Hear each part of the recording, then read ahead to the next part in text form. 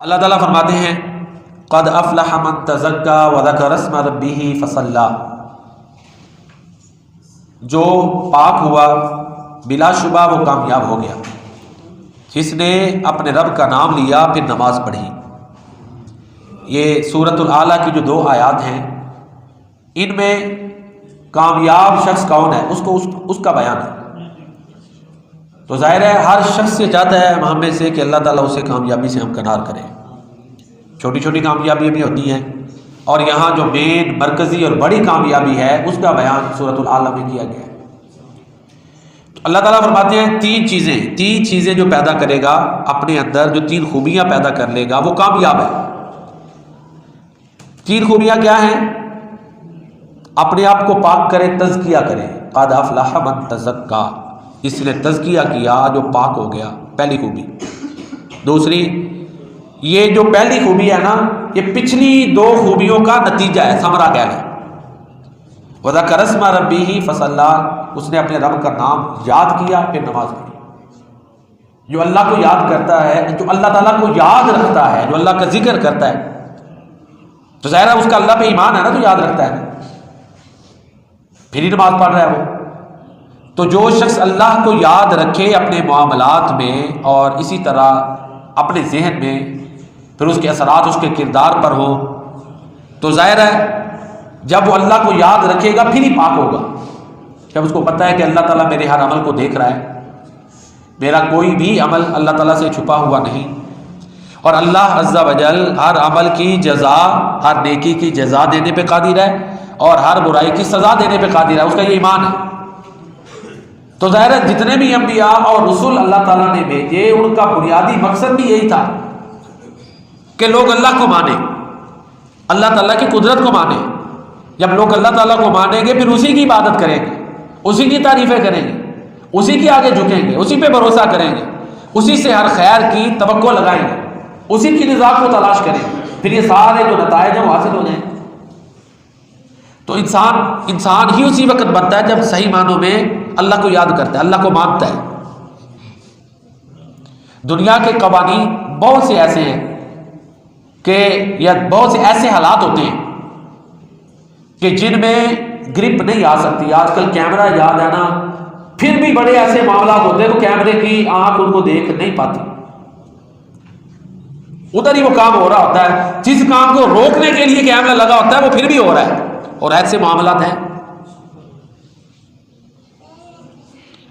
تو بہرحال اس کی ایک شکل یہ ہو سکتی ہے کہ کوئی ساؤنڈ ریکارڈر ساتھ لگا ہوا ہے، ساؤنڈ کی آواز اندر سے وہ بندہ انسٹرکشن لے رہا ہے، اس کو بتا رہا ہے، کیمرے میں کچھ بھی اس کے پاس نہیں، اندر کھاتے سارا کچھ کر رہا ہے۔ بڑی ایسی شکلیں ہوتی ہیں اور اس میں بڑے معاملات دیکھنے میں آتے ہیں کہ غلط کام پھر بھی ہو رہا ہے، لیکن اللہ کی ذات پر ایمان، پھر بندے کو پتا ہے کہ میرا کوئی عمل، حتیٰ کہ ارادہ بھی چھپا ہوا نہیں، وہ علیم بذات الصدور ہے۔ تو لہٰذا انسان صحیح معنوں میں پاک ہی اس وقت ہوتا ہے، اس کا تزکیہ ہی اسی وقت ہوتا ہے، یا انسان صحیح معنوں میں انسان اسی وقت بنتا ہے جب اس کا اللہ پر ایمان ہے، اور اللہ پر ایمان اس طرح جس طرح قرآن اور سنت کے، اس طرح قرآن اور سنت کی روشنی میں جب انسان کا اللہ پر ایمان ہے تو پھر وہ انسان بن جاتا ہے۔ تو یہاں سورۃ الاعلیٰ میں 3 خوبیاں بیان کی ہیں کامیاب کی۔ ہم دیکھیں گے قرآن کریم کی روشنی میں اور 2 صحیح احادیث کی روشنی میں کہ قرآن کریم کن کن لوگوں کو کامیاب کہتا ہے، اور پھر وہی عرض کروں گا کہ وہ ساری ہماری جو گفتگو ہے نا وہ تزکیہ، کہ یہی لوگ پاک ہو جاتے ہیں جب یہ خوبیاں جو ذکر کر کے قرآن کا یہ لوگ کامیاب ہیں، ان کا کردار درست ہوتا ہے، ان میں بہتری آتی ہے۔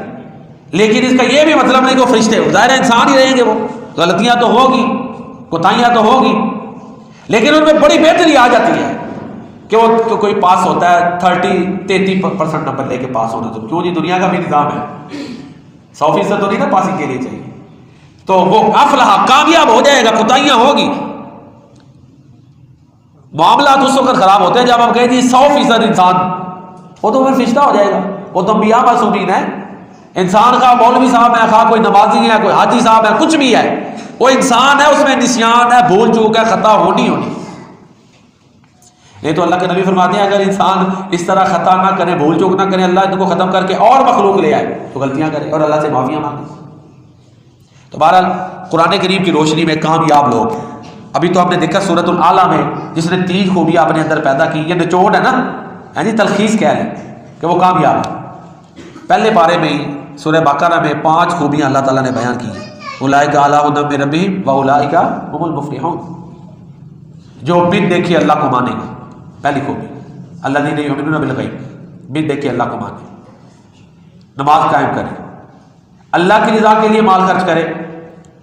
جو اللہ کی رضا کے لیے مال خرچ کرے گا نا تو اس کا مطلب یہ ہے کہ اس کے کمانے ظاہر وہ اللہ کو مان رہا ہے تبھی مال خرچ کرے گا نا اللہ کی رضا کے لیے. تو اس سے پہلے جو اس کے اثرات ہوتے ہیں وہ یہ ہے کہ وہ کوشش کرے گا کہ حلال ذرائع سے کمائے، کسی کا حق نہ مارے، کیونکہ اللہ کو وہ مان رہا ہے.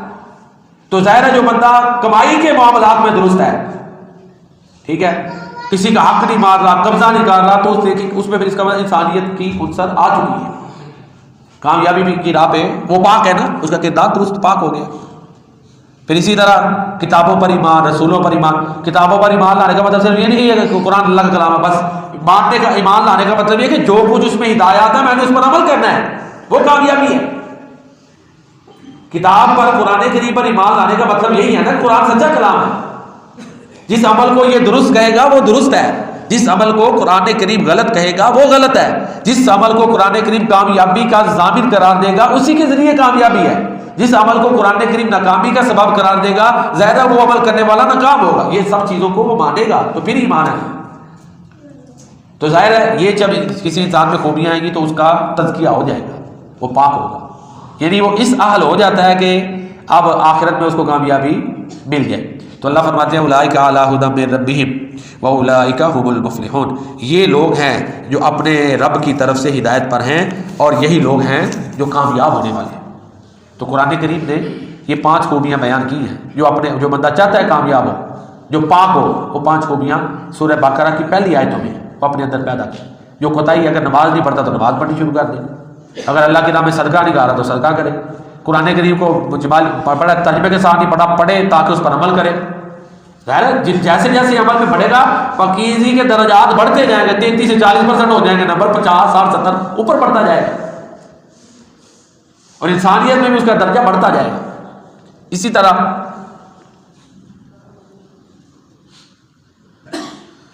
نیکی کرنا، اب نیکی ایک وسیع عمل ہے.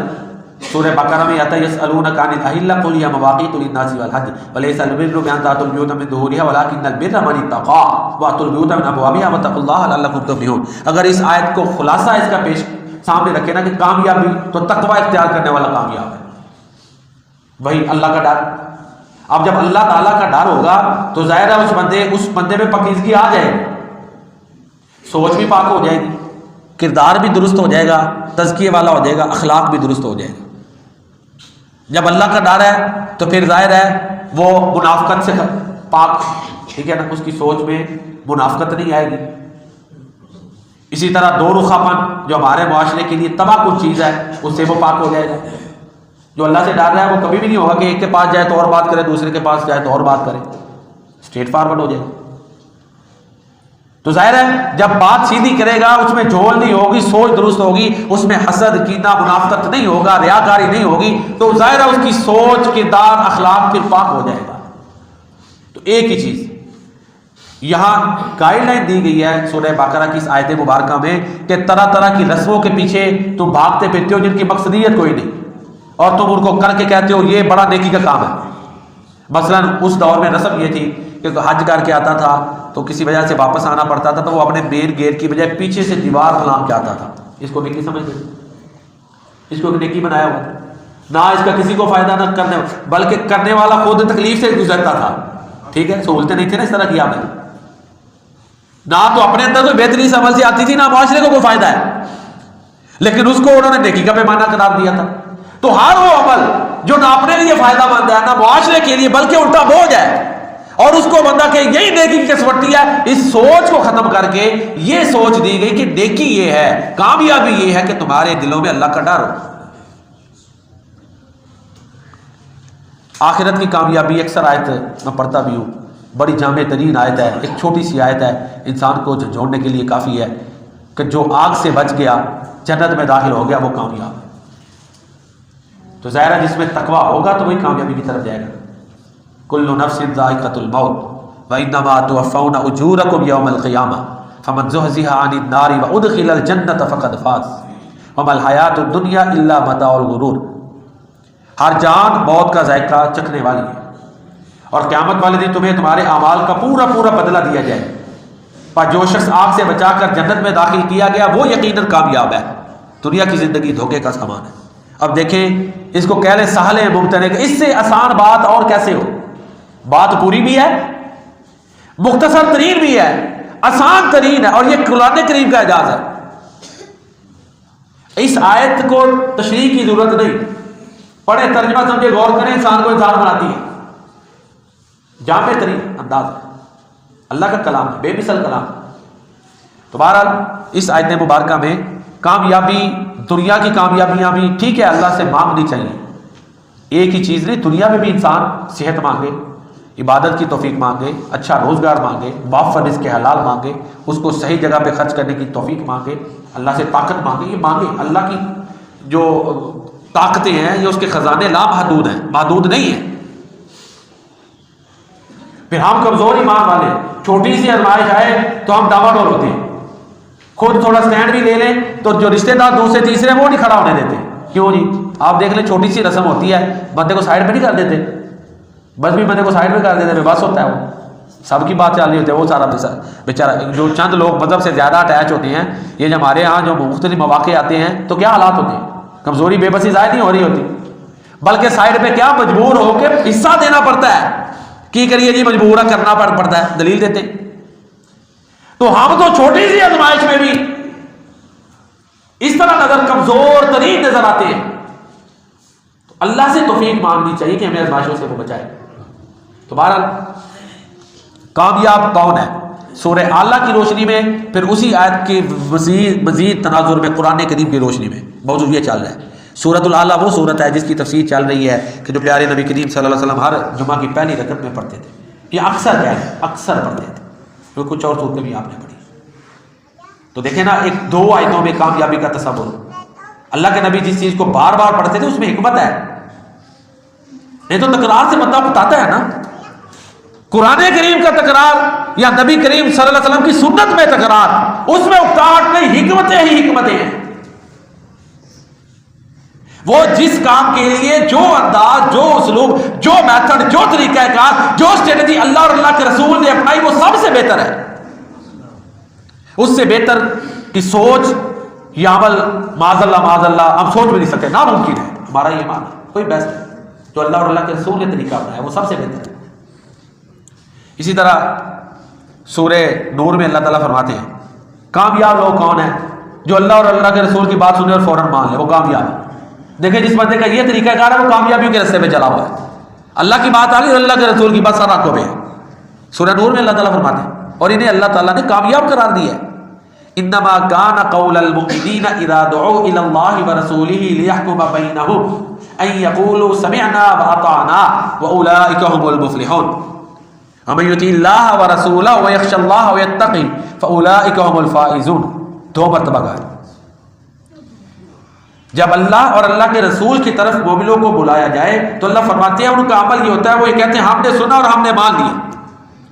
یہی لوگ کامیاب ہیں، جو اللہ اور اللہ کے رسول کی اطاعت کرے اور اللہ سے ڈرے، وہی لوگ کامیاب ہیں۔ یہ ان آیات کا کہہ لیں تفہیمی ترجمہ جو میں نے آپ کے سامنے رکھا، سورہ نور۔ تو جس بندے کا عمل یہ ہے، کردار یہ ہے کہ اللہ تعالیٰ کی بات حکم آ گیا تو پھر وہ کہے سمعنا واطعنا، سن لیا اور ہم نے مان لیا۔ پیارے نبی کریم صلی اللہ علیہ وسلم کا حکم آ گیا تو پھر یہ کہے کہ سمعنا واطعنا، ہم نے سن لیا اور مان لی، وہ کامیاب۔ لہت و لال نہیں کرے گا، پس و پیش نہیں۔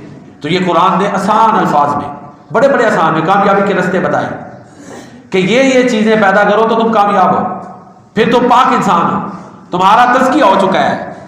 یہ جو جتنی خوبیاں اب تک میں نے بیان کی ہیں، اللہ تعالیٰ مجھے اور آپ کو اپنے اندر پیدا کرنے کی توفیق عطا فرمائے، آمین یا رب العالمین۔ اسی طرح سورہ حشر میں ایک اور زاویے سے انسان کے کردار کی پرکھ پیش کی گئی ہے۔ اگر اس میں وہ خوبی ہے تو اس کو بھی کامیاب قرار دیا۔ اس میں اثار ہے، اثار انصار مدینہ جب مسلمان ہجرت کر کے مدینہ منورہ میں آئے تو انہوں نے ان کو پناہ دی، ٹھیک ہے، اور پناہ دی، مالی معاونت کی، ظاہر ساتھ چلے، صرف یہی نہیں تھا کہ رہائش دی، مالی تعاون بھی کیا، اس کے ساتھ ساتھ ظاہر حق پر چلتے ہوئے آزمائشوں کا سامنا کیا، قربانیاں دی، اثار دیا۔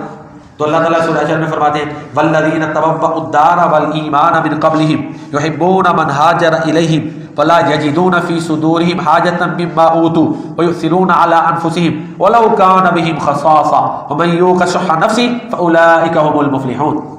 ان کو کامیاب کرا دیا وہ لوگ جو یہاں ٹھہرے ہوئے تھے، جنہوں نے ٹھہرایا ایمان کو، اپنے دلوں میں ایمان بسایا، جو لوگ ان کی طرف ہجرت کر کے ان سے محبت کرتے ہیں اور جو کچھ انہیں دیا گیا اس سے ان کے دلوں میں تنگی محسوس نہیں ہوتی اور اپنی جانوں پر انہیں ترجیح دیتے ہیں اگرچہ انہیں خود ضرورت ہو، تو یہ جو لوگ نفس کے بخل سے بچا لیے گئے یہ کامیاب ہے۔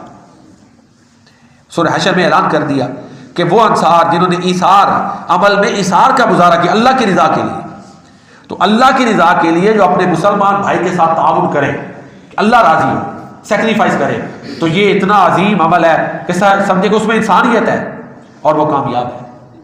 قرآن کریم کی روشنی میں عام طور پر اور سورۃ الاعلیٰ کی روشنی میں خاص طور پر کامیاب کون ہے یہ موضوع چل رہا ہے، اسی کی وضاحت ہو رہی ہے۔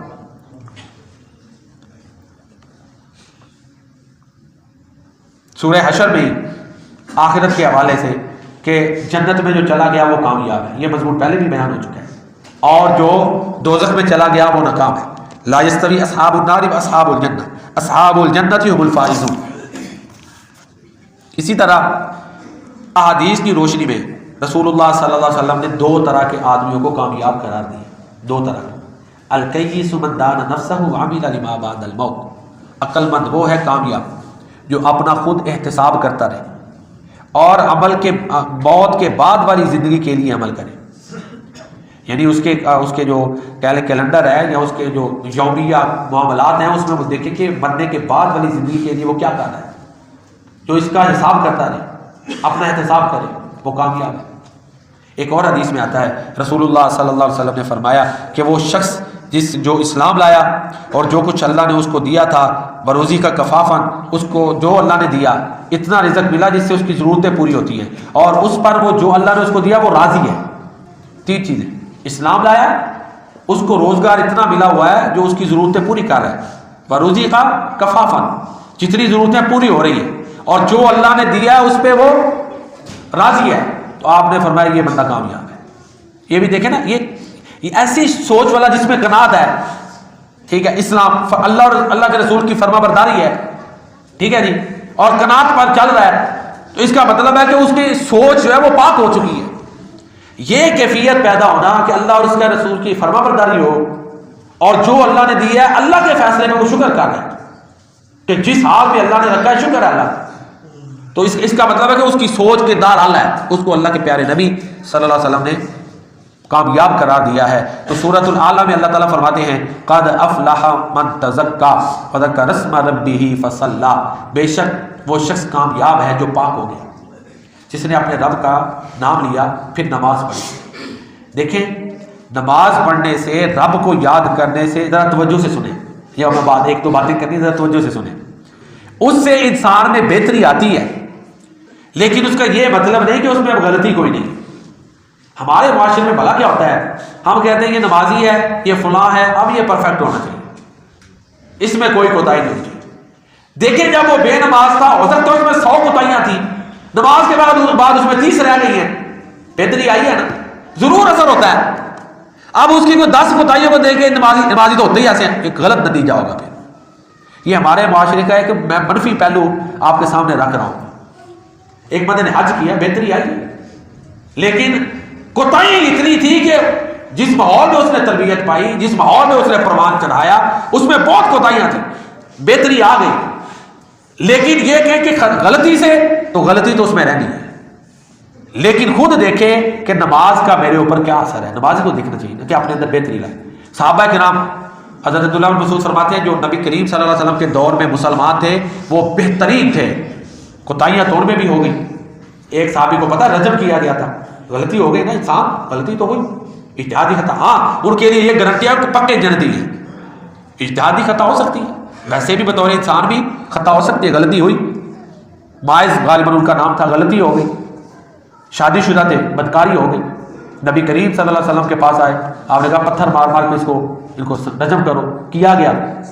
ایک عورت کا بھی واقعہ، وہ بھی آئی رجم کروانے کی، اس کو پتھر لگا، خون کا کچھ چھینٹے عمر فاروق پر پڑے رضی اللہ تعالیٰ، انہوں نے بڑے سخت کلمات کہے، تو اللہ کے نبی نے کیا کہا تھا کہ مدینہ کے گناہ گاروں میں اس کی توبہ بانٹ دی جائے نا تو سب کی بخشش ہو جائے، اتنی بڑی توبہ ہے، غلطی ہو گئی، غلطی کے تو بڑے واقعات ہیں۔ تو وہ صحابہ، وہ تو اللہ کے نبی صلی اللہ علیہ وسلم، کیوں جی کہتے ہیں نا کسی استاد کو سیکھا ہے، کیونکہ نبی صلی اللہ علیہ وسلم کی بات کر رہا ہوں، تو وہ صحابہ، ایک تو قرآن سے تزکیہ ہوتا تھا، دوسرا اللہ کے نبی کی تربیت تھی، وہ تو اعلیٰ ترین ہستیاں، کوتاہیاں رہ گئی، میں اور آپ ہم تو گناہوں سے لتھڑے ہوئے ہیں،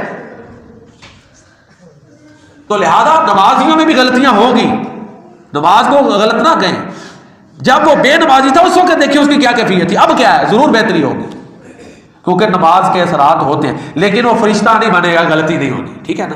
تو ہمارے ہاں عام طور پر جب یہ توقعات لگا لی جاتی کہ یہ ڈکلیئر کہ جی وہ ہو ہی فرشتہ، تو یہ ناممکن ہے، انسان میں نسیان رہتی ہے، انسان کو کوشش کرتے رہنا چاہیے کہ اپنے اندر بہتری لائے، اس کوشش میں رہے، باقی غلطیاں کوتاہیاں رہنی ہے، تو میں پہلے بھی عرض کر چکا، ہم بھی 30% والے کو پاس کرتے ہیں، تو یہ انسان کا قانون ہے، اللہ تو غفور الرحیم ہے، وہ تو ایک ادھر تو پھر بھی 30% ہے، اللہ تعالیٰ نے ایک ایک نیکی پہ بھی بندوں کو معاف کیا ہے نا، ایک ایک نیکی پہ بھی معاف کیا ہے، وہ تو غفور الرحیم ہے، اس کے فیصلے ہم نہ کریں فلاں اج جہنمی، جتنے مرضی اختلاف ہو، کلمہ وہ کو جہنمی نہ بولیں، یہ بڑا خطرناک جملہ ہے، مسلمان ہے وہ، جتنی مرضی آپ کے نزدیک ہو، یہ کہہ سکتے ہیں یہ عمل بڑا خطرناک ہے، یہ دوزخ کی طرف لے جا سکتا ہے، یہ نہ کہے کہ وہ جہنمی ہے، جتنا مرضی فقہی اختلاف ہو، جتنا مرضی آپ اس کے مخالف ہو، یہ فیصلہ نہ دیں، یہ جنت جہنم کے فیصلے اللہ نے دینے ہیں، ہم سبھی چاہتے ہیں، ہمارے اندر ہزاروں خامیوں کہ اللہ ہمیں معاف کرے، تو ہمیں اپنے مسلمان بھائی کے لیے بھی یہ نہیں کہ چھوٹا سا فقہی اختلاف ہے تو اس کے لیے فتوے لگا دیں جہنم کے، نہیں، اس کے لیے بھی خواہش ہو کہ اللہ اس کو معاف کرے، جو ہمارے فوت ہو چکے ہیں ان کی بھی اللہ کی غلطیوں کو تعالیٰ جیسے ان کے پاس اسلام پہنچا انہوں نے عمل کیا، جو تھی غلطیاں کوتاہیاں اللہ معاف فرمائے، ہم بھی ایسے ہی ہیں، کچھ لوگ کہتے ہیں کہ یہ دیکھیں ہم بھی تو سیکھ رہے ہیں، اگر کوئی مثلا کسی مسئلے میں ہمارے بڑوں کی رائے اور تھی ہماری اور ہے، ہم نے قرآن حدیث پڑھا ہے، ان کو جیسے پہنچا اللہ قبول کرے، غلطیاں معاف کرے، اب نہیں سیکھ رہے، ابھی بھی سیکھتے ہو، ہمیں کئی چیزوں کا بھی پتہ چلتا ہے، ساری زندگی ہم اور عمل کرتے رہے، خود سیکھ کے چینج ہو جاتے ہیں نا، تو پچھلے کی معافی مانگتے ہیں، ایسے ہی جو ہمارے گزر گئے ہیں ان کے پاس جیسے قرآن و حدیث تھا وہ عمل کرتے رہے، مسلمان تھے، گہرائیوں میں نہ جائیں، اللہ ان کو معاف کرے، ان کے درجے بلند کرے، ہمارے اندر بھی غلطیاں ہیں جیسے ہمیں پہنچ رہا ہے قرآن و حدیث، اب ظاہر ہے کسی کے والدین ان پڑھ ہیں، ایک بچے کو انہوں نے عالم بنایا ہے، تو جو چیزیں اسے اللہ نے سکھائی ہیں انہیں تو والدین کو تو نہیں تھا بعض چیزوں کا پتہ، تو لیکن پھر بھی ان کے پاس جیسے تھا اللہ قبول کرے معاف فرمائے، تو لہٰذا اس کو اتنا بڑا نہ لیں جی فلاں ایسے کر رہا ہے تو آپ کے والد ایسے تو آپ ایسے کر رہے ہیں، بھائی ان کے پاس جیسے پہنچا انہوں نے عمل کیا، اللہ قبول کرے، غلطیاں معاف کرے، ہمارے پاس پہنچا ہم بھی انسان ہیں، اللہ قبول کرے اور غلطیاں معاف کرے، جتنے بھی مسلمان ہیں اللہ سب کے حالوں میں رحم کرے، آمین یا رب العالمین۔ جو میں نے بیان کیا آپ نے سنا، اللہ تعالیٰ اپنی بارگاہ میں قبول فرمائے۔